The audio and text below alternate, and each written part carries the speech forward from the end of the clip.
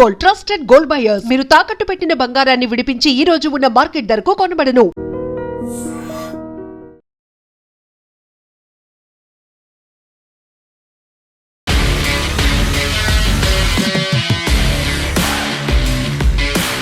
నమస్తే, welcome to iDream weekend update with Kavitha. వరుసగా 8వ రోజు కూడా ఇరాన్ మీద అమెరికా ఇజ్రాయెల్ యుద్ధం కొనసాగుతోంది. ఇరాన్ మాత్రం లొంగట్లేదు. అమెరికా ఇజ్రాయెల్ గట్టి పట్టుతో మాత్రం యుద్ధాన్ని ఇంకా కొనసాగిస్తూనే ఉన్నాయి. ఇజ్రాయెల్ ఎందుకని అమెరికాని ఇందులోకి లాగింది, ఏం కోరుకుంటోంది? ఇరాన్ కి ఖమేనీ హత్య తర్వాత, ఖమేనీ చనిపోయిన తర్వాత ఇరాన్ కు ఉన్నటువంటి బలం ఏంటి? మనతో పాటుగా ఉన్నారు centre for human security studies founder doctor Ramesh Kanneganti గారు. రమేష్ గారు, నమస్కారం అండి. నమస్తే కవిత మేడం గారు. ఇరాన్ నుంచి అమెరికా ఏమి ఆశిస్తున్నది, లేదా అమెరికా చేసే పనుల మీద ఇరాన్ ఏ విధంగా రియాక్ట్ అవుతుంది అనేది, లేదా అమెరికా ఇజ్రాయెల్ కలిసి ఇరాన్ ని మీద చేసిన దాడిలో Iran supreme leader Ayatollah Khomeini మరణించడం జరిగింది. 28 ఫిబ్రవరి 2026 నుంచి ఇవాళ 7th మార్చ్ 2026 హైదరాబాద్ లో మనము at about around 1:10 in the afternoon ఈ లాస్ట్ 7.5 days ఏదైతే ఉందో 7 days చాలా geo political, geo technological, geo economic, geo strategic అంశాల్లో ఎన్నో చేంజ్లు, new permutations and combinations have emerged Kavitha madam. దీంట్లో భాగంగా అన్నిటికన్నా బాగా దెబ్బతిన్నది ఎనర్జీ సెక్యూరిటీ.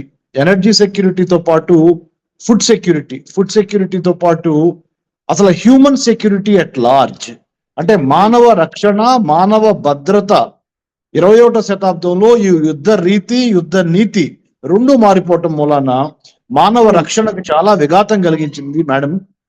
కవిత మేడం గారు, ఇరాన్ లో అయితే దరిదాపుగా 3,000-4,000 మంది పైగా చనిపోవడం జరిగింది. తర్వాత ఇజ్రాయెల్లో కూడా కొంత ప్రాణ నష్టం ఉంది. అమెరికాలో చాలా తక్కువ ప్రాణ నష్టం ఉంది. కానీ మరి ఇరాన్, అమెరికాకు సంబంధించిన మిలిటరీ బేసెస్ ఎక్కడెక్కడైతే ఉన్నాయో, అంటే గల్ఫ్ కోఆపరేషన్ కౌన్సిల్ కంట్రీస్ అయిన UAE, Qatar, Oman, Saudi Arabia, తర్వాత అబుదాబి, అంటే యుఏఈలోని అబుదాబి, దుబాయ్, ఈ నగరాల మీద అమెరికన్ స్థావరాల మీద ఇరాన్ దాడి చేయటం జరిగింది. దాంట్లో అమెరికన్స్ తో పాటు చాలా మంది సాధారణ పౌరులు కూడా ఇబ్బంది పడిన మాట, గాయపడ్డారు, కొంతమంది ప్రాణాలు కోల్పోయారు. ఆస్తి నష్టం అయితే 1,000 కోట్లలో జరిగింది. ఇది అక్కడతో ఆగకుండా స్ట్రైట్ ఆఫ్ హర్మూజ్ అనే ఒక జలసంధి ద్వారా, ఏదైతే ఇరాన్ ఆధిపత్యంలో స్ట్రైట్ ఆఫ్ హర్మూజ్ ఉందో, అంటే గల్ఫ్ కోఆపరేషన్ కౌన్సిల్ కంట్రీస్ నుంచి ప్లస్ ఇరాన్ నుంచి మన భారతదేశానికి అయితే 50% మన ఆయిల్ నీడ్స్ మనం ఈ 7 దేశాల నుంచి దిగుమతి చేసుకుంటాం కవిత మేడం. 50% భారతదేశపు ఆయిల్ అవసరాలు, oil, natural gas, crude oil అవసరాలు.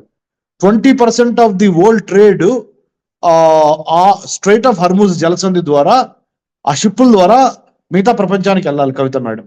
సో ఇవన్నీ విఘాతాలు కలిగి, అంటే ఆస్తి నష్టము, ప్రాణ నష్టము, ధన నష్టము, ఎసెట్స్ నష్టంతో పాటుగా అన్నిటికన్నా మించి ఇది ఇప్పుడల్లా ఆగేటట్లేదు. అది మనం గమనించాల్సిన అంశం. ఇది ఇంకొక 40 రోజులు ఇట్లా కంటిన్యూ అయితే భారతదేశం దగ్గర ఉన్న చమురు ఉత్పత్తి నిల్వలు తగ్గిపోతున్నాయి. 40 రోజులు స్టాక్ మన దగ్గర ఉంది.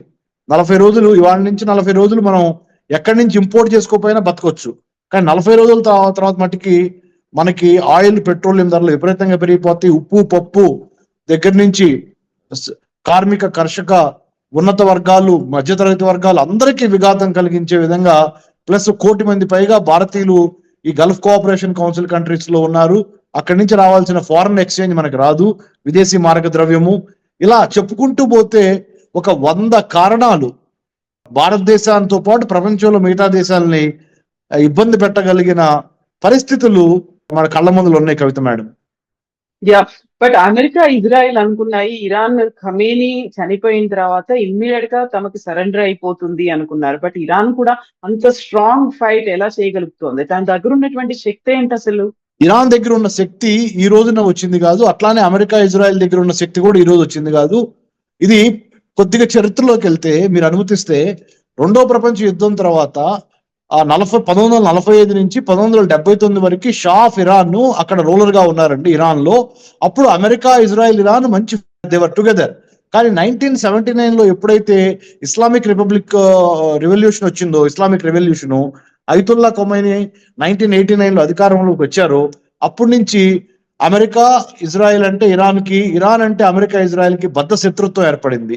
ఎందుకు అనే కారణాల్లోకి వెళ్ళినప్పుడు మొదటి కారణము అయతుల్లా ఖొమైనీ యొక్క theocratic, autocratic or extremist religious fundamentalism అనేది అమెరికాకి, ఇజ్రాయెల్ కి అదొక ఇబ్బంది కలిగించే అంశంగా, అంటే ఇరాన్ లో ఉన్న పౌరులను కూడా ఇబ్బంది పెడుతున్నాడు అయతుల్లా ఖొమైనీ.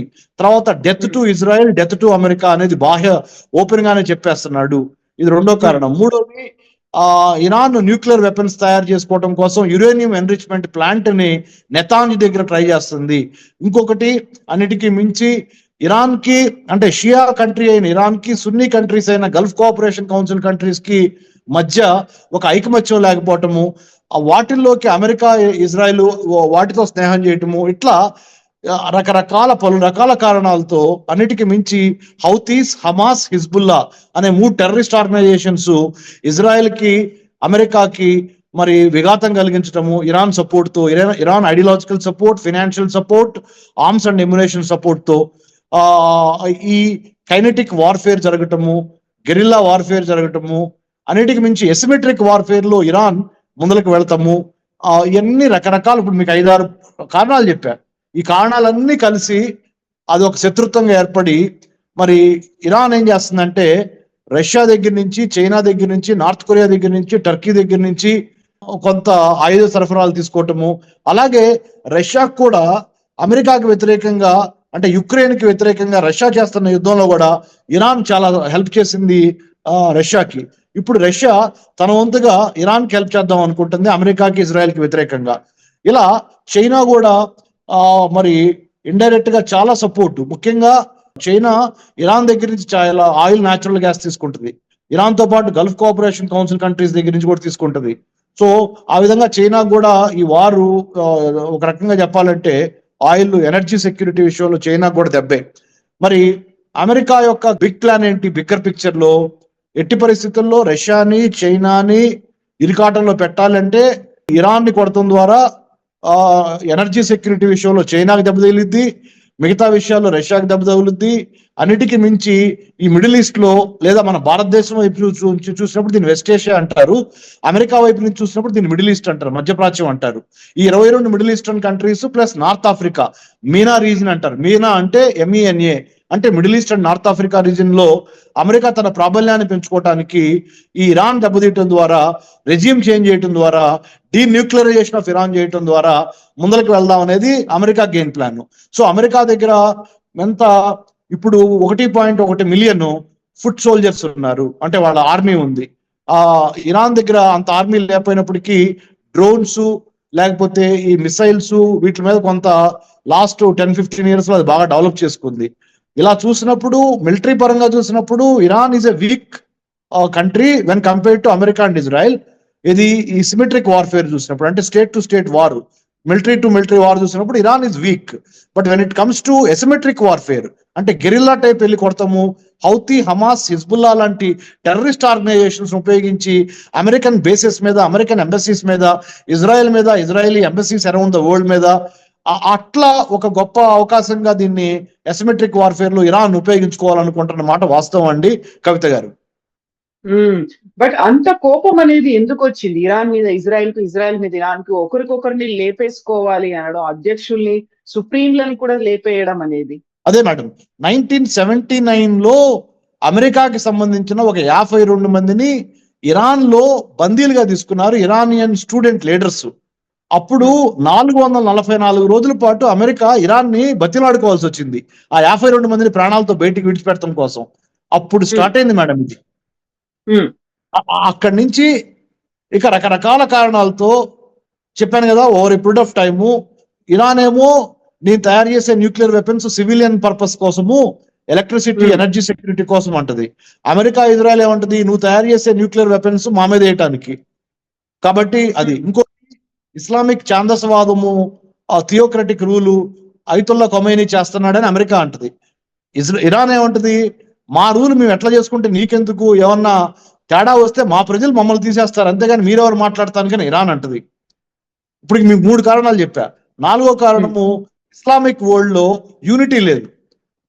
ముస్లిమ్స్ అందరూ కలిసి ఉంటే బాగుండేది, కలిసి లేకపోవటం మూలంగా ఆ డివైడ్ అండ్ రూల్ పాలసీని యూరోప్ గాని అమెరికా గాని ముస్లిం వరల్డ్ మీద వాడి సున్నీ ముస్లిమ్స్ ని షియా ముస్లిమ్స్ ని వేరు చేసి, ఆ అంటే వీళ్ళు వేరు చేయక్కర్లా, ఆల్రెడీ వాళ్ళకి వాళ్ళే వేరుగా ఉన్నారు. ఎందుకు, వాళ్ళ మైండ్ సెట్స్ డిఫరెంట్. ఇద్దరికి దేవుడు అల్లా అయినా కానీ అల్లాని ప్రార్థించే పద్ధతులు, లేకపోతే కొన్ని బిలీఫ్స్, కొన్ని religious beliefs are extremely diametrically అంటే ఆపోజిట్ టు ఈచ్ అదర్. ఆ విషయంలో వాళ్ళిద్దరి మధ్య సఖ్యత లేదు. కాబట్టి దాన్ని ఒక రీజన్ గా తీసుకొని కూడా ఇరాన్కి బుద్ధి చెప్పాలి అని అమెరికా ఇజ్రాయెల్ భావించటము. తర్వాత జూయిష్ స్టేట్, అంటే ఇజ్రాయెల్ జూయిష్ స్టేట్, జుడాయిజం, ఆ జుడాయిజానికి దెబ్బ కొట్టాలి. ఎందుకంటే లేకపోతే ఇజ్రాయెల్ చుట్టుపక్కల ఉన్న లెబనాన్ మీద, జోర్డాన్ మీద, సిరియా మీద, ఈజిప్ట్ మీద, పాలస్తీనాలో ఉన్న గాజా ఏరియాని, వెస్ట్ బ్యాంక్ ఏరియాని, వీటన్నిటి మీద ఇజ్రాయెల్ ఆధిపత్యం చెలాయిస్తుంది. కాబట్టి ఇజ్రాయెల్ ని రెడ్ సీలో, ఎర్ర సముద్రంలో కలిపేయాలి ఇజ్రాయెల్ ని అనేది ఒక స్టేట్ పాలసీగా ఇరాన్ తీసుకుంది అని ఇజ్రాయెల్ భావిస్తుంది. అలా ఇట్లా రకరకాల America Israel very good friends, very very thick allies. Judo Christian values వాళ్ళు బాగా కలిసి వచ్చినాయి. Jesus Christ was a zoo. Once Jesus Christ crucified, people who believed in him have become Christians. And అందుకనే Christianity world కి Jewish అంటే Israel state కి జుడాయిజానికి ఆ అవినాభావ సంబంధం ఏర్పడటానికి కారణం అది. కానీ ఒక రకంగా చూస్తే అబ్రహామిక్ రిలిజియన్స్ వీళ్ళందరూ ఎవరు, ఇస్లాం గాని జుడాయిజం గాని, అంటే అబ్రహం అనే దేవుడు, అబ్రహం అనే ఒక వ్యక్తి సంతతిలో నుంచి వచ్చిన ఐజాక్, ఇస్మాయిల్ సంతతోళ్ళేమో ముస్లిమ్స్ అయ్యారు, ఐజాక్ సంతతోళ్ళేమో ఈ జూయిష్ పీపుల్ అయ్యారు. అంటే ఒక రకంగా చెప్పాలంటే ఒకే ఫాదర్ కి పుట్టిన 2 తెగలుగా అనుకోవచ్చు మీరు. అంటే ఒక రకంగా స్పిరిచువల్ గా ఈ సబ్జెక్ట్ ని అర్థం చేసుకోవడానికి ప్రయత్నం చేస్తే. తర్వాత జెరూసలం అనేది 3 ఖండాల మధ్య ఉంది, ఆసియా, ఆఫ్రికా, యూరప్. 3 పెద్ద మేజర్ మతాలు జెరూసలంలో పుట్టినాయి. ఏది, జుడాయిజము, ఇస్లాము అండ్ క్రిస్టియానిటీ. అంటే జుడాయిజానికి ఫేమస్ అయిన జెరూసలము, తర్వాత జీసస్ క్రైస్ట్ ఫేమస్ అయిన church of nativity, Dolorosa, red sea, dead sea, sea of Galilee, ఇవన్నీ పవిత్రమైన ప్రదేశాలు క్రిస్టియన్స్ కి. అలాగే ఓల్డ్ బైబుల్ అంటే ఓల్డ్ టెస్టిమెంట్ ఫాలో అయ్యే జూయిష్ పీపుల్ కి, తోరా ఫాలో అయ్యే జూయిష్ పీపుల్ కి Jerusalem is the centre of the planet Earth. ఆ విధంగా వాళ్ళకి అది ఇంపార్టెంట్. మరి ఇస్లాంకి ఎట్లా ఇంపార్టెంట్ అంటే మక్కా మదీనా తర్వాత 3వ అతిపెద్ద హోలీ ష్రైన్ అలక్సా మాస్క్ జెరూసలంలో ఉంది. ఆ విధంగా ఇస్లాం కూడా అది మాది అని, అంటే ఇస్లామిస్టులు ఆర్ ఈ ఇస్లాం మతానికి చెందిన వాళ్ళు ఆ విధంగా జెరూసలం మాది అని వాళ్ళు చెప్పటం. ఇట్లా రకరకాలు. తర్వాత ఫ్రెంచ్ వాళ్ళు పరిపాలించారు ఈ ఏరియాని, పాలస్తీనా ఏరియాని. తర్వాత బ్రిటిష్ వాళ్ళు పరిపాలించారు. బ్రిటిష్ వాళ్ళు 1948 మే 14న వాళ్ళు వెళ్ళిపోయిన తర్వాత ఇజ్రాయెల్ స్వతంత్రం ప్రకటించుకుంది. అప్పటి నుంచి ఇజ్రాయెల్ కి పాలస్తీనాకి మధ్య జరుగుతున్న పోరు. అర్థమవుతుందా మేడం? ఎన్ని కారణాలు చెప్పారు చూసారా మీరు? సో ఇవన్నీ నిజాలే. అంటే ఇవన్నీ different versions, different narratives, different aspects and perspectives to understand why America plus Israel is fighting against Iran. Exactly, అది ఇప్పటికిప్పుడు అయింది కాదు, ఒక దశాబ్దాల తరబడి జరుగుతున్నటువంటి ఒక ఫైట్, స్ట్రగుల్ ఫర్ ఎగ్జిస్టెన్స్ లాగా అనుకున్నారు. 3 దేశాలకు మాత్రమే పరిమితం కాలేదు, ప్రపంచవ్యాప్తంగా ఇంపాక్ట్ అనేది కనిపిస్తుంది. భారతదేశం మీద కూడా ఇంపాక్ట్ ఉంది. So who has to intervene అంటే ఏం జరుగుతుంది అసలు? భారతదేశం ఏమో ఇప్పటికీ కూడా ఇరాన్ కొంచెం ఫ్రెండ్లీ నేచర్ గానే భారతదేశంతో ఉంది, అదే కంటిన్యూ అవుతోంది. మనం దాన్ని ఖండించలేదు, అలా అని సపోర్ట్ కూడా చేయట్లేదు, ఒక న్యూట్రల్ స్టాండ్ లో ఉన్నాము. బట్ ఇది ఎప్పుడు ఎండ్ పడుతుంది? వాళ్ళంతటి వాళ్ళు ఆపేయాలా, లేకుంటే ఇంకెవరైనా ఇంటర్వ్యూన్ అవ్వాలంటారా? వాళ్ళంతటిగా వాళ్ళగా కామన్ సెన్స్ ప్రివేల్ అవ్వాలి, అదొకటి. రెండోది, ప్రపంచ దేశాలన్నీ ఒక కోయిలేషన్ గా, సమాఖ్యగా ఏర్పడి ఈ 3 దేశాలని ఆపాలి. అంటే అమెరికా, ఇజ్రాయెల్ ని, ఇరాన్ ని. లేదా మన భారతదేశము BHARAT భారత్, మనము ప్రోయాక్టివ్ లీడర్షిప్ తీసుకొని మనమే అటు ట్రంప్ తోను, ఇటు Benjamin Netanyahu Israeli prime minister తోను, ఇటు ఇరాన్ లో ఉన్న Iranian president and supreme leader Ayatollah Khomeini కొడుకు, వాళ్ళందరితో మాట్లాడి ఎంత త్వరగా యుద్ధాన్ని ఆపితే అంత చాలా చాలా మంచిది ప్రపంచానికి కానీ భారతదేశానికి కానీ. మరి ముఖ్యంగా భారతదేశానికి చూడండి, ఒక్కోసారి మన కర్మ అంటామా విధిరాత అంటామా, మనం ఏం తప్పు చేయకపోయినా మన మీద రాళ్లు పడతా ఉంటాం.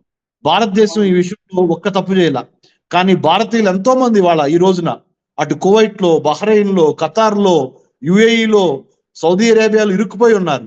అవే కాకుండా షిప్పులు రాకుండా స్ట్రేట్ ఆఫ్ హర్ముజ్ జలసంధిని ఇరాన్ ముయ్యటం ద్వారా భారతదేశానికి రానున్న రోజుల్లో ఒక 4 రోజులు దాటితే యుద్ధం కనుక ఎట్లానే కంటిన్యూ అయితే 100% కంటిన్యూ అవుతుంది. నేను చెప్తున్నా, as a strategic affairs analyst గా మినిమం 1 మంత్ అనేది 100% కంటిన్యూ అవుద్ది. అయితే ఆయిల్, పెట్రోల్, న్యాచురల్ గ్యాస్, ఇంట్లో వంట వండుకోవడానికి ఉపయోగించే గ్యాస్ సిలిండర్ కూడా దొరక్క ఇబ్బంది పడతాం. సో ఇప్పుడు ఆల్రెడీ రేట్ పెరిగింది, పెంచారు 60 రూపాయలు. అదే చెప్తున్నా. సో రైతులకి యూరియా దొరకదు, ఎరువులు దొరకవు, తర్వాత ఈ రకరకాల సమస్యలు. తర్వాత మనకి భారతదేశంలో 140 కోట్ల మంది జనాభాలో 25 కోట్ల మంది మైనారిటీ కమ్యూనిటీ ఉన్నారు. మరి వాళ్ళ బాగోగులు చూడాలి. వాళ్ళకి మనకి మధ్య మనందరం కలిసి ఒక యునైటెడ్ ఫ్రంట్ గా ఉండాలి, ఐకమత్యంగా ఉండాలి. ఈ ఐకమత్యాన్ని దెబ్బతీయటానికి మన శత్రు దేశాలు ఎట్టి పరిస్థితుల్లో ప్రయత్నం చేస్తానే ఉంటాయి. మీకు అర్థమవుతుందా మేడం? ఎంత క్లిష్టమైన పరిస్థితుల్లో మన తప్పు లేకుండా, మన ప్రమేయం లేకుండా విధి రాత అంటే అది. బట్ ఒకటేంటంటే hopeful, we should be very optimistic. ఏంటంటే నథింగ్ లాస్ ఫర్ ఎవర్. కష్టమైన సుఖమైనా ఏదైనా సరే దానికి ఒక టైం పీరియడ్ ఉంటుంది, అంతే, ల్యాప్స్ అయిపోద్ది. కాబట్టి మనం భయపడాల్సింది ఏం లేదు.